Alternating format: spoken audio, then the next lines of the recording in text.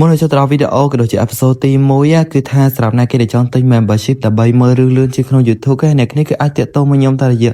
link Telegram ដែលនៅក្រោម description ក៏ដូចជា comment ផងដែរប្រសិនបើអត់ឃើញ link នោះទេអ្នកគ្នាគឺអាចឆាតមកតាមលេខទូរស័ព្ទក៏ដូចជា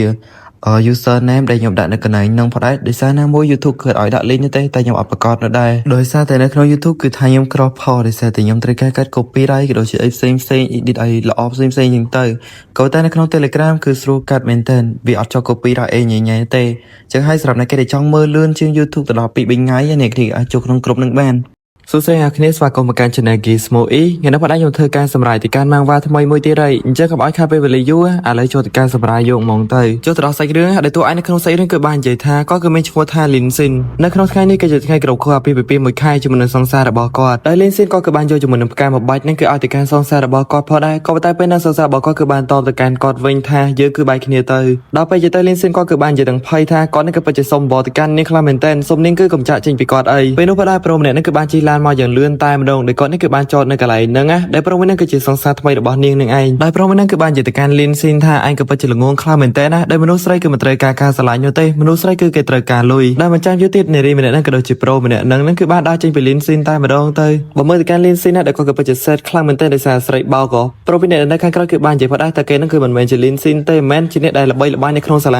ាច្បាស់ណាស់ដែល Lin Sin ម្នាក់ហ្នឹងគឺខំធ្វើការថែមមកយ៉ាងច្រើនសឹងតែស្លាប់ទៅហើយដើម្បីតែស្រីម្នាក់ក៏តែឥឡូវប្រហែលជាគាត់ហ្នឹងគឺស្ដាយក្រោយបាត់ហើយមើលទៅដោយ Lin Sin គាត់ក៏ពិតជាពិបាកចិត្តខ្លាំងមែនតើណាក៏គឺបាននិយាយថាទាំងអស់នេះគឺព្រោះតែគាត់នឹងគឺក្រមែនកន្លងមកក៏គេតែងតែធ្វើការយ៉ាងច្រើនដើម្បីយកលុយឲ្យទៅកាន់នាងក៏ប៉ុន្តែពេលនេះនាងគឺបែរជាជន់ឈ្លីទៅកាន់បេះដូងរបស់គាត់ទៅវិញដោយ Lin Sin ក៏គឺបានសន្យាជាមួយនឹងខ្លួនឯងផងដែរដែលគាត់នឹងគឺឈប់ស្រឡាញ់ទៅកាន់មនុស្សស្រីម្ដងទៀតហើយគ្រាន់តែ Lin Sin និយាយចប់ភ្លាមមកដោយ system មួយគេបាននិយាយតែម្ដងថា system នេះគឺ complete ហើយដល់ពេលទៅ Lin Sin ក៏ពិតជាឆ្ងល់ខ្លាំងមែនតើណាតែប្រព័ន្ធមួយនេះគឺជាប្រភេទប្រព័ន្ធនៃគេទៅពេលនេះ Lin Sin គឺទទួលបានជាមួយនឹងកាតមួយអំពីប្រព័ន្ធផងដែរដែលប្រព័ន្ធគឺបាននិយាយថានៅក្នុងកាតនឹងគឺមានលុយយ៉ាងច្រើនតែម្ដងប្រព័ន្ធគឺបាននិយាយបន្តទៀតថាច្បាស់ណាស់ទៅជាក្នុងនឹងគឺមានលុយច្រើនពិតមែនក៏ប៉ុន្តែ Lin Sin គឺមិនអាចចាយវាបាននោះទេលុះតែគាត់នឹងគេយកវាទៅភេទទៅកាន់នរណាម្នាក់ដែលជាមនុស្សស្រីច្បាស់ណាស់បើសិនជា Lin Sin យកវាទៅភេទទៅកាន់មនុស្សស្រីចំនួនដែលគាត់ភេទទៅកាន់មនុស្សស្រីគាត់នឹងទទួលបានចំណេញគឺ 1% ហើយអាប្រាក់ 1% ដែលគាត់នឹងគឺទទួលបានពីការចំណេញហ្នឹងគាត់គឺអាចយកវាទៅចាយផ្ទាល់ខ្លួនបានមិនត្រឹមតែប៉ុណ្ណឹងទេបើសិនជាគាត់នឹងគឺធ្វើឲ្យម្នាក់ស្រីនឹងគឺមានជាមួយនឹងចំណាប់អារម្មណ៍មកលើគាត់នឹងទទួលបានប្រាក់ចំណេញគឺច្រើនជាងនឹងទៅទៀតបន្ទាប់ពីទទួលបានជាមួយនឹងកាតមួយហ្នឹងហើយដែល Lin Sin គឺពិតជាសប្បាយចិត្តខ្លាំងមែនទែនមិនអីនោះទេចាំគាត់នឹងសងសើទៅកាន់ពួកគេតែម្ដងបន្តមកទៀតដែល Lin Sin នេះគឺបានដើរទៅហាងតែមួយដែលគាត់គឺបាននិយាយផុតដែរច្បាស់ណាស់កន្លែងមួយនេះគឺពិតជាមានមនុស្សច្រើនខ្លាំងមែនទែនប្រហែលជាវានេះគឺអាចជួយឲ្យគាត់នឹងគឺរកមនុស្សស្រីម្នាក់បានហើយមើលទៅពេលនោះដែល Lin Sin គាត់គឺបានរកឃើញទៅកាន់នារីម្នាក់ដែលគាត់គឺបាននិយាយថាអីគេតែយ៉ាស៊ីនឹងគឺនៅកន្លែងនឹងដែរមិនអីនោះទេចាំគាត់នឹងគឺសាក់ល្បងជាមួយនឹងនាងដែល Lin Sin គាត់គឺបានស្គាល់ទៅកាន់នាងផុតដែរដែលនាងនឹងគឺជាមិត្តរួមបន្ទប់ជាមួយនឹងសង្សារចាស់របស់គាត់នឹងឯងដោយប្រព័ន្ធគឺបានដាក់ជាមួយនឹង mission ឲ្យ Lin Sin នឹងគឺតាក់ទងជាមួយនឹងនារីម្នាក់នឹងផងដែរដែលមិនចាំយូរទេ Lin Sin នឹងគឺបានដាក់ទៅស្វាគមន៍ទៅកាន់នាងទៅក៏ប៉ុន្តែយ៉ាស៊ីនឹងគឺបានតបទៅកាន់ Lin Sin វិញតែឯងនឹងគឺចង់ឲ្យយើងនឹងគឺជួយទៅកាន់ឯងទៀតហើយមែនយ៉ាស៊ីនឹងគឺយកច្រឡំថា Lin Sin នឹងគឺចង់ឲ្យនាងនឹងគឺមកជួយទៅកាន់ទំនាក់ទំនងស្នេហារបស់គាត់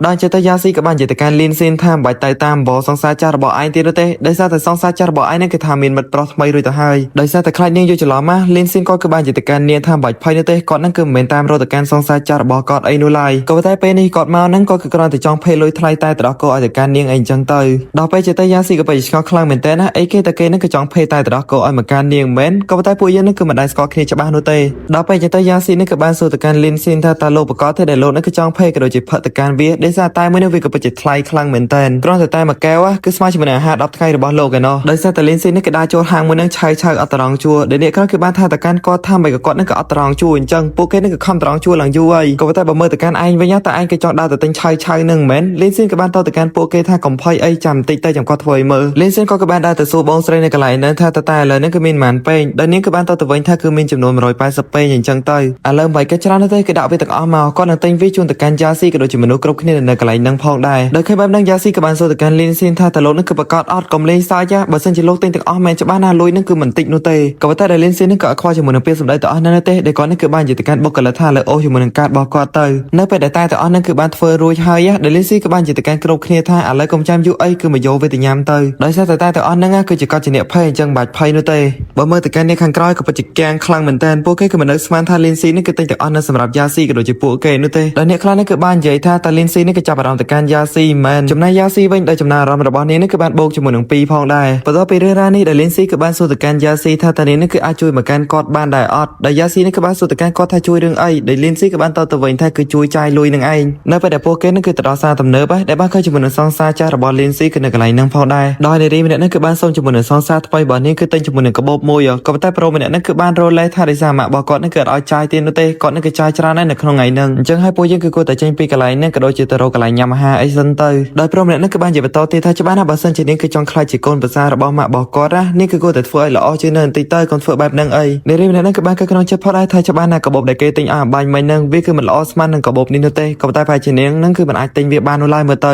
នៅពេលនោះដែលនាងគឺបានលេងជាមួយនឹងសម្លេងដែលគេមានដូចជាស្តៀងណាដែលសម្លេងមួយនេះក៏មានតែគេឆ្ងាយនោះទេគឺសម្លេងរបស់យ៉ាស៊ីទៅដែលនេះគឺបានសួរទៅកាន់លីនស៊ីនថាតានាងនេះគឺអាចទិញជាមួយនឹងកាបូបមួយនេះបានអត់ក៏ប៉ុន្តែកាបូបមួយនេះគឺមិនថោកនោះទេដែលវាគឺពិតជាថ្លៃខ្លាំងមែនតើណាមួយវាគឺជាម៉ូដថ្មីដែលទៅចេញពីចាំហាងមួយនេះតែម្ដងដល់ពេលទៅលីនស៊ីននេះគឺបានសុំមើលទៅកាន់កាបូបមួយនឹងបន្តិចទៅពេលនោះដែលសង្សារចាស់របស់លីនស៊ីននេះគឺបាននិយាយទៅកាន់លីនស៊ីនថាអីគេតើឯងនេះគឺតាមស្តុកមកកាន់យើងទៀតហើយមែនហើយបើសិនជាឯងនេះគឺតាមដានមកកាន់យើងគឺវាមិនអីនោះទេក៏ប៉ុន្តែនេះឯងគឺបានជួលទៅកាន់យ៉ាស៊ីឲ្យមកធ្វើជាសង្សាររបស់ឯងមិនបាច់ធ្វើបែបហ្នឹងឲ្យយើងខឹងទៅកាន់ឯងនោះទេក៏ប៉ុន្តែមិនបាច់ភ័យនោះទេគឺយើងហ្នឹងគឺមិនខឹងទៅកាន់ឯងនោះឡើយលីនស៊ីនក៏បានតបទៅកាន់នាងវិញថាស្អីគេតែគាត់ហ្នឹងគឺមកតាមដានទៅកាន់នាងមិនមែនហូយវាក៏ពិតជាសម័យខ្លាំងពេកហើយគាត់ហ្នឹងគឺគ្រាន់តែមកទិញអីវ៉ាន់ឲ្យទៅកាន់យ៉ាងស៊ីតែប៉ុណ្ណោះសង្សារចាស់របស់លីនស៊ីនក៏បានតបទៅវិញថាបើសិនជាឯងហ្នឹងក៏ចង់រោលេសនិយាយឲ្យសមស្របឯងក៏គួរតែរោលេសថ្មីទៅដែលលេសមួយហ្នឹងក៏ដូចជាមិនសមស្របនោះទេនៅពេលដែលពួកគេនេះគឺប្រកែកគ្នាសោកហ្នឹងណាដែលស៊ីសិនគឺបានចេញមកថាការជិលទំនាក់ទំនងនេះគឺបានជោគជ័យដោយសង្សារចាស់របស់លីនស៊ីនហ្នឹងដែលនេះគឺមានឈ្មោះថាលូឆេងបើសិនជាកលេចមើលទៅកាន់លីនស៊ីនវិញដែលគាត់ក៏បាននិយាយទៅកាន់លូឆេងថាច្បាស់ណាស់ឥឡូវយើងគឺបាយគ្នាហើយអញ្ចឹងគាត់ក៏អាចទៅណាក៏បានដែរគាត់ហ្នឹងគឺមានសិទ្ធិសេរីភាពផ្ទាល់ខ្លួនរបស់គាត់ហើយសម្រាប់នាងវិញក៏គ្មានសិទ្ធិអីគឺថាឲ្យមកកាន់គាត់ដូចគ្នាឥឡូវនេះប្រូមួយដែលត្រូវជាសង្សារថ្មីរបស់លូឆេងនេះក៏បាននិយាយទៅកាន់លីនស៊ីនថាអូអញ្ចឹងផងអីបើតាមគាត់គិតថាច្បាស់ណាស់ឯងនេះគឺគ្មានទាំងលុយទិញកាបូបឲ្យទៅកាន់យ៉ាស៊ីផងដឹងតើឯងនេះគឺគិតថាក្នុងម៉ានីទីហ្នឹងឯងគឺអាចខ្លាចទៅជាមហាសេដ្ឋីបានមិនមែននៅក្នុងគណៈពេលហ្នឹងផងដែរដោយចំណាប់អារម្មណ៍របស់លូឆេងនេះក៏បានដកចុះ25ផងដែរលីនស៊ីក៏បានតទៅកាន់ប្រូមួយហ្នឹងវិញថាអូតើឯងគឺគិតអំពីយើងហ្នឹងឯងគឺអត់គិតអំពីខ្លួនឯងទេមែនបើតាមការមើលឃើញអបាយមីរបស់យើងឯងក៏ដូចជាគ្មានលុយហ្នឹងគឺទិញកាបូបតែមួយផងដឹងដែលលីនស៊ីក៏បានសើចតែម្ដងណាហាប្រហែលជាយើងទិញតែមួយហ្នឹងគឺវាមិនគ្រប់គ្រាន់ទេមិនអីទេបងស្រីរៀបចំជាមួយនឹងកាបូបទាំងអស់ហ្នឹងគឺឲ្យមកកាន់គាត់ទាំងអស់តែម្ដងទៅគាត់នឹងទិញវាឲ្យទៅកាន់យ៉ាស៊ីតែម្ដងដល់ពេលអញ្ចឹងទៅមិនថាអ្នកគ្រប់គ្រងនៅកន្លែងហ្នឹងយ៉ាស៊ីក៏ដូចជាលូឆេងនោះទេដែលពួកគេក៏ពិតជាភ្ញាក់ផ្អើលតែម្ដងណាតាប្រូហ្នឹងគឺចង់លេងមែនតែនមែនលីនស៊ីក៏បាននិយាយបន្តទៀតថាមិនអីនោះទេរៀបចំឲ្យគាត់ទាំងអស់មកចាំគិតលុយតាមក្រោយដល់ពេលទៅអ្នកគិតលុយហ្នឹងគឺមកគិតតែម្ដងដោយសរុបទាំងអស់គឺមានចំនួន 11.32 មីលៀនណាដល់ពេលទៅដែលសង្សារថ្មីរបស់លូឆេងនេះក៏បាននិយាយថាស្អីគេតាប្រូហ្នឹងគឺមានចំនួននឹងលុយច្រើនដល់ថ្នាក់ហ្នឹងមែនច្បាស់ណាស់បើសិនជាគេអាចផេលុយបានណាគាត់នឹងញ៉ាំទៅកាន់លីបួកតែម្ដងប៉ុន្តែគ្មានទេក៏ប្រូមួយហ្នឹងគឺនិយាយចប់ភ្លាមណាដែលការគិតលុយគឺបានសម្រេចតែម្ដងដោយលីនស៊ីក៏បាននិយាយក្នុងចិត្តដូចគ្នាគាត់ក៏មិននៅស្មានថាប្រព័ន្ធមួយហ្នឹងវាក៏ពិតជាអស្ចារ្យដល់ថ្នាក់ហ្នឹងនោះទេបងស្រីដែលជាបុគ្គលិកនៅកន្លែងហ្នឹងគឺបាននិយាយដូចគ្នាច្បាស់ណាស់ពួកគេហ្នឹងគឺមើលមនុស្សមិនខុសនោះទេគាត់គឺពិតជាអស្ចារ្យខ្លាំងមែនតើដល់អញ្ចឹងទៅដល់យ៉ាស៊ីក៏ពិតជាសប្បាយចិត្តខ្លាំងមែនតើណាក៏ដូចជាភ្ញាក់ផ្អើលផងដែរក៏ប៉ុន្តែបើសិនជាមើលទៅកាន់ប្រូមួយដែលបាននិយាយមិញណាគឺពិតជាកាំងយកតែម្ដងបន្ទាប់ពីរឿងហ្នឹងហើយដល់យ៉ាស៊ីក៏បានទៅហៅលីនស៊ីថាបងសម្លាញ់តែម្ដងដែលនេះគឺបាននិយាយថាលោកគឺពិតជាអស្ចារ្យខ្លាំងមែនតើណាដោយការចំណាយមួយនេះវាប្រៀបបានដូចជាក្តីស្រឡាញ់មួយអញ្ចឹងមិនដូចជាអ្នកខ្លះនោះទេគឺស្រឡាញ់តែការមនុស្សស្រីក៏ប៉ុន្តែមិនហ៊ានចំណាយលុយទៅលើមនុស្សស្រីសោះដោយចំណាយអារម្មណ៍របស់លូឆេងនេះក៏បានកើនឡើងជាមួយនឹង30បន្ទុកផងដែរចំណែកចំណាយអារម្មណ៍របស់យ៉ាស៊ីនៅបច្ចុប្បន្នណាគឺមានចំនួន42បន្ទុក